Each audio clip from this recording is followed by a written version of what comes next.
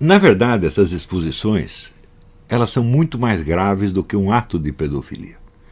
O pedófilo que tem relações com um menor de idade, ele 10, 12 anos, ele pode alegar, exatamente como o assassino de crianças do filme do Fritz Lang, o Vampiro de Düsseldorf, que agiu por um impulso incoercível.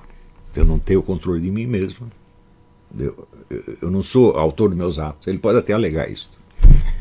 Porém, os que estão fazendo essa exposição e os que estão colocando, vamos dizer, dando instruções de erotismo às crianças nas escolas não estão agindo por um impulso incoercível, estão agindo por uma premeditação que começou, no mínimo, há 50 anos atrás.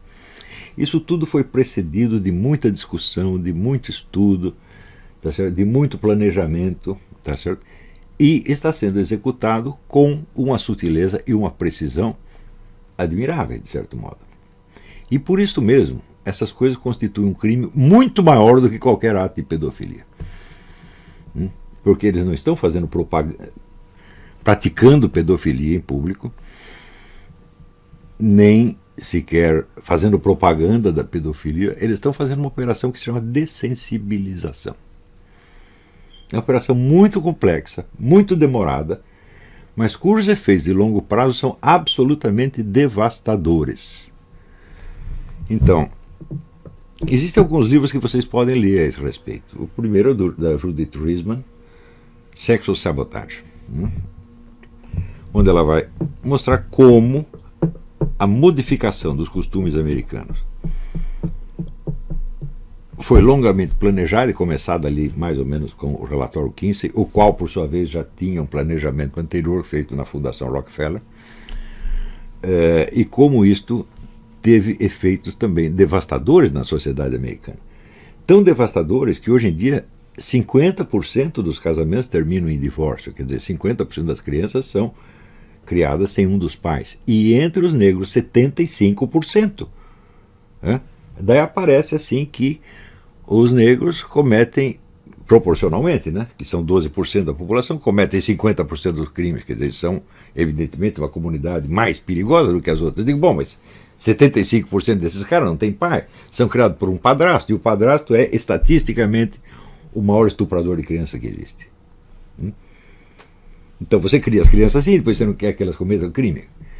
Quer dizer, a relação entre a criminalidade e a conduta sexual é uma coisa que você não consegue conectar imediatamente num caso em particular. É um efeito estatístico produzido sutilmente ao longo do tempo através de operações de engenharia social que não é qualquer idiota que faz. Tá certo? Então é claro que essas operações elas são muito mais perversas e muito mais criminosas do que a própria pedofilia. Porque elas são, vamos dizer, a produção em massa de pedofilia. Só que a produção não é imediata, leva 30, 40, 50 anos, e quando as coisas acontecem, o autor da coisa já morreu.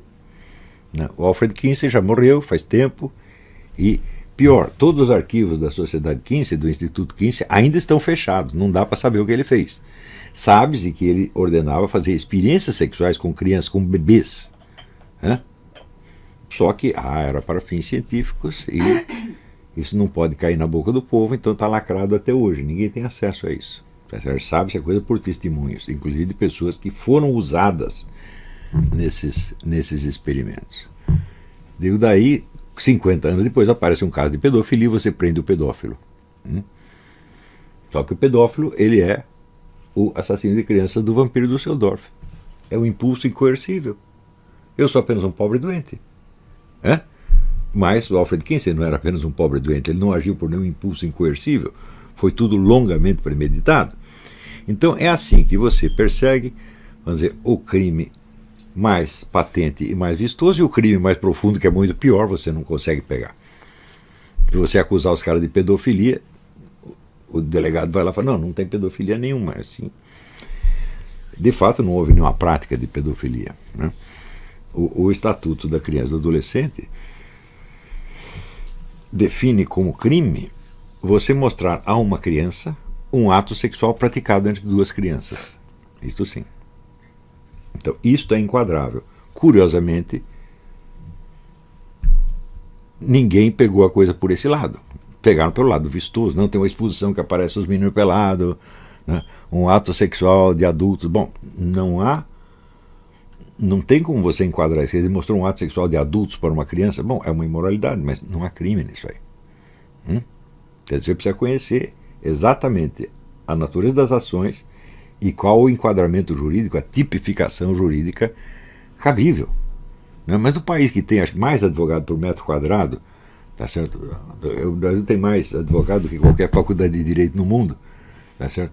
Parece que ninguém sabe fazer uma tipificação mais. É uma coisa incrível. Por quê? A tipificação é uma operação, não é jurídica, é lógica.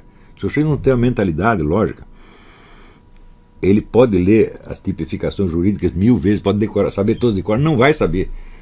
Porque tipificar é enquadrar num tipo, ou seja, enquadrar um indivíduo numa espécie, uma espécie num gênero. Né?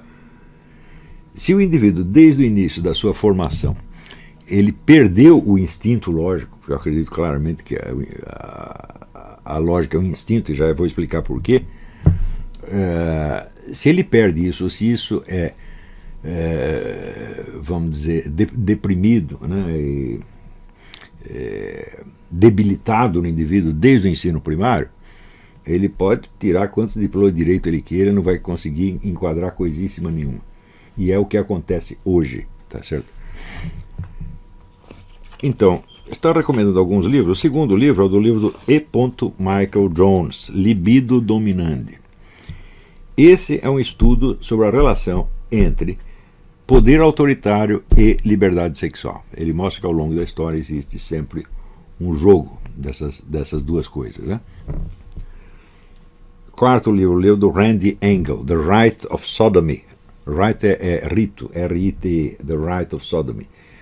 Talvez o estudo mais completo que já se fez sobre movimento gaysista no mundo, desde o tempo da China antiga até hoje.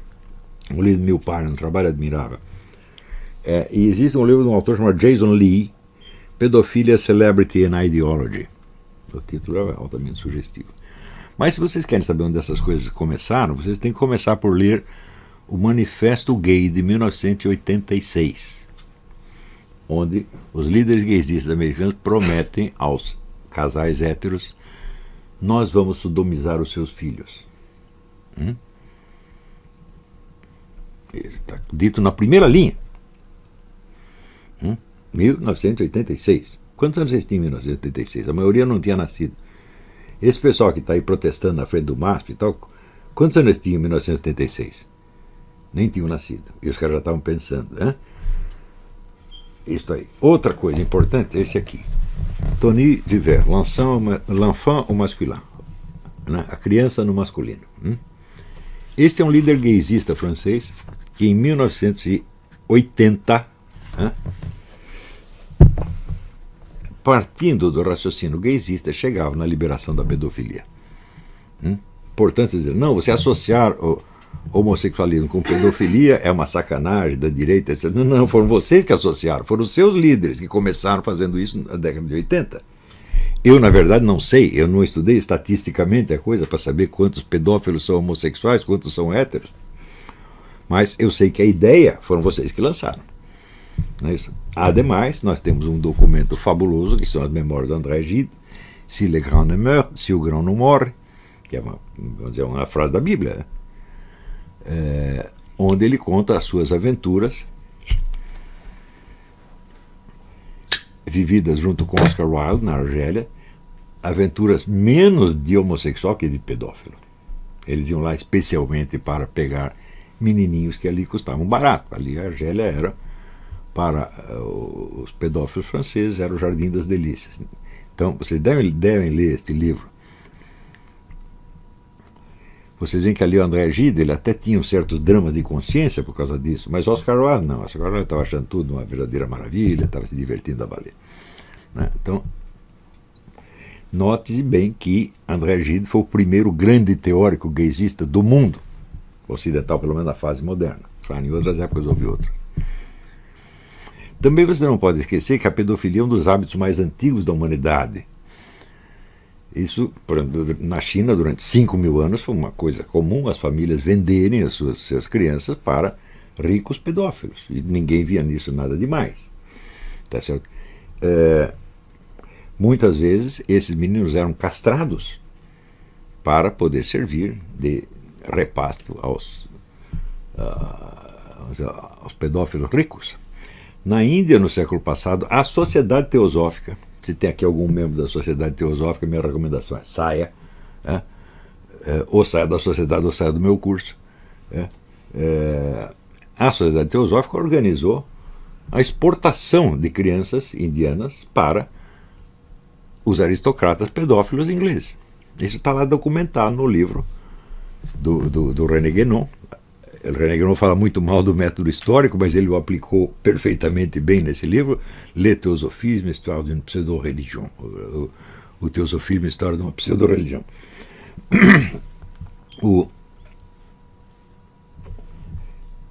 E na Grécia e Roma, isso foi um hábito bastante disseminado, nunca aceito oficialmente, tá certo? Mas amplamente disseminado nas classes altas. Mas para entender isso, você tem que pensar uma outra coisa. A ideia, vamos dizer, do sexo na Roma e Grécia era muito diferente do que nós temos hoje. Nós vemos no sexo, sobretudo, uma diferenciação anatômica. Nós fomos habituados a isso por 2000 anos de cristianismo, casamento entre homem e mulher, etc, etc. E ali a diferença principal não era entre homem e mulher, era entre o possuidor e o possuído. Ou seja, neste ponto nós teríamos que concordar com Michel Foucault e dizer que no ato sexual havia uma relação de dominação. Isto é no mundo inteiro, e você observa isso entre as espécies animais. Você observa, por exemplo, os macacos bonobos. Macacos bonobos costumam resolver as suas disputas sem fazer guerra. É na disputa sexual quem come quem. Quem comer primeiro ganhou, quem foi comido perdeu. Então você vê lá um macacão comendo um macaquinho.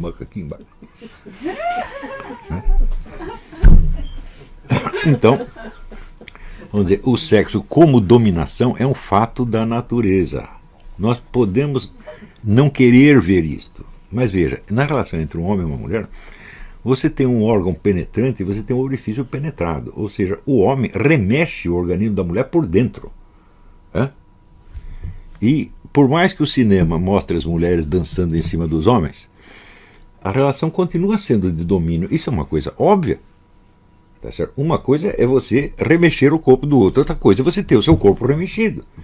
Tão remexido que você pode ficar grávida, a sua vida vai ser todinha alterada. O homem teve ali por quanto tempo? 1 minuto, 2 minutos. Mudou a sua vida para sempre. E ele pode fazer o quê? Ele faz as malas e vai embora e deixa você ali. O Goethe, quando alguma mulher se comportava mal, era muito metida, ele falava, essa aí tem que ser engravidada e abandonada.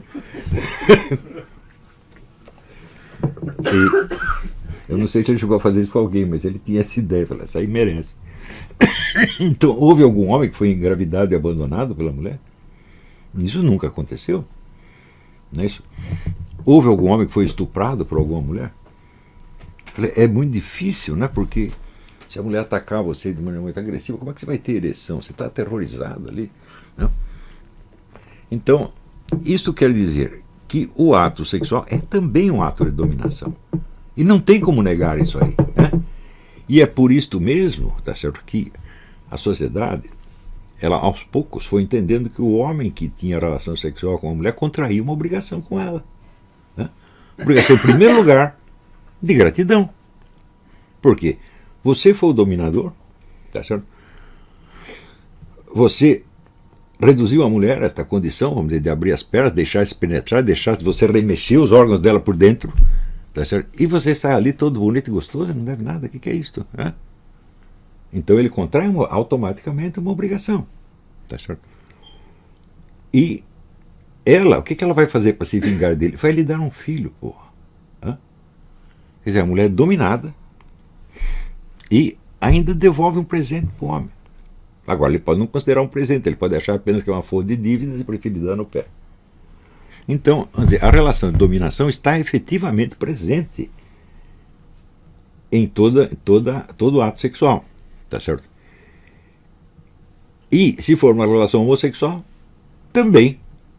Porque um vai comer e o outro vai ser comido. É impossível os dois fazerem a mesma coisa ao mesmo tempo. Eles podem até brincar, é o que se chamava troca-troca, né? Mas cada um vai desempenhar o seu papel, né? Tem até uma piada horrorosa que me contaram, que eu não vou contar a piada, só mencionar. Do jeito que foi parar na cadeia, chegou na cadeia, tinha um negão de 2 metros de altura, e eles combinaram: não, aqui nós vamos ter que quebrar o nosso galho. Um dia eu sou homem, você é mulher, no dia seguinte a gente inverte. Não conta o resto da piada. Tá certo? Então,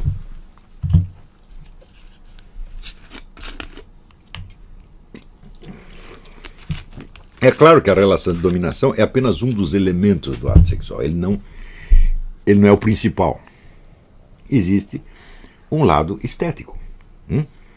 Existe um lado de consolação mútua. Simplesmente você tocar, aconchegar, etc. Tem isso também. Isso é uma motivação. Existem muitas outras motivações, muitos outros elementos. Mas o elemento de dominação está presente e ele pode, em certas circunstâncias, se tornar predominante. E na cultura greco-romana ele era o predominante. Então, o dono do órgão penetrante se tornava automaticamente o senhor e dominador da pessoa penetrada, tendo com ela, se fosse uma mulher, a autoridade do pater familias, autoridade que era tão grande que ele podia mandar matar os próprios filhos. Era legal em Roma isso aí. Esse filho eu não quero, manda matar. Exatamente como entre os índios do Xingu, não quero, enterra vivo. Para você ver a extensão da autoridade do homem. Também se considerava o seguinte, que o homem romano, o homem da classe alta romano, ele tinha a obrigação de ser um sujeito educado, culto, racional, premeditado, senhor da sua vida. E as mulheres tinham o direito de ser completamente loucas, de ter chilique, etc., porque ninguém contava com elas e ninguém levava a opinião delas a sério. Então, a relação de domínio estava mais do que marcada, tá certo? Essa relação de domínio, ela é impossível de eliminar numa relação sexual. Impossível. Nenhuma relação... a única relação sexual igualitária que existe é a relação lésbica. Entre um homem e uma mulher não é possível, né? Duas mulheres lésbicas, elas podem fazer uma com a outra exatamente a mesma coisa ao mesmo tempo. 2 homens não podem fazer. E um homem e uma mulher também não podem fazer. Entenderam o que eu quis dizer? Então, a única relação sexual democrática que existe é o lesbianismo. O resto é tudo aristocrático. Ou oligárquico, ou ditatorial, como queiram chamar, né? Então, esta desproporção, que é não só uma desproporção de força física entre o homem e a mulher, mas também a desproporção entre o órgão penetrante e o órgão penetrado, tá certo? E o fato de que o homem sai livre e solto após o ato sexual e a mulher pode ter uma gravidez que vai mudar o resto da vida dela. Tudo isso faz com que esse elemento de dominação não seja afastável, não se pode eliminá-lo, tá certo? Também não se pode neutralizá-lo. O que se pode fazer é equilibrá-lo por meios sociais e culturais. Por exemplo, educando os homens para que assumam a responsabilidade pelas mulheres que eles comeram. E isso de fato aconteceu ao longo da história. Você tem aí milênios de legislação em favor da mulher, milênios de educação cristã, etc, etc, etc. Tá certo?